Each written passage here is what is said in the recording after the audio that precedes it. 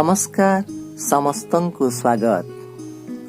गुरु ब्रह्मा गुरु विष्णु गुरुदेव महेश्वर गुरु साक्षात परम ब्रह्म तस्मै श्री गुरवे नमः। तस्मै श्री गुरवे नमः। आजिर गुरु दिवस रे समस्तंकु हार्दिक अभिनंदन।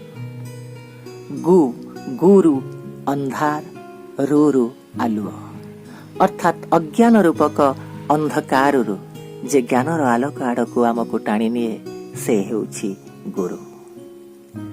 से गुरुंकर महिमा को नहीं आजिर एक क्षुद्र गल्प गपटीर शिरोनामा गुरवे नमः।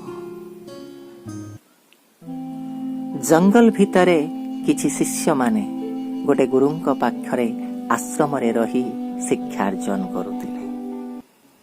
दिने गुरु जनक तांकर शिष्य को एक कौनसी कार्य पाई जंगल सेपारी को जीवा पाई कहिले। समय थिला राति 12टा। चारिआडे अंधकार आउ वन्य जंतु मानकर आर्तनाद। गुरु ताको गोटे लंठन धरेई देई कहिले एबे जा।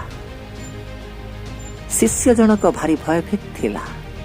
अंधार राति एवं झिपी झिपी वर्षा भी हेउथिला। केमिति से एते भयंकर जंगल को अतिक्रम करि पारिबो।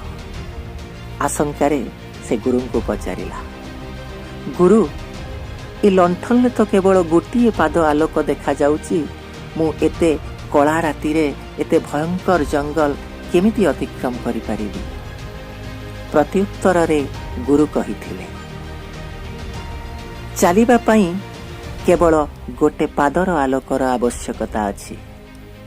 तू जेबे गोटे पाद अतिक्रम करिबु ए लंठन तदे आउ पादे बाट देखैब।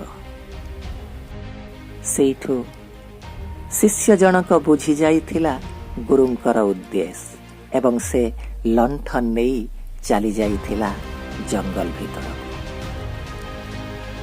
गपटीर उद्देश्य गुरु केवल मार्गदर्शन करांती, आमर लक्ष्य निर्धारण करती नहीं।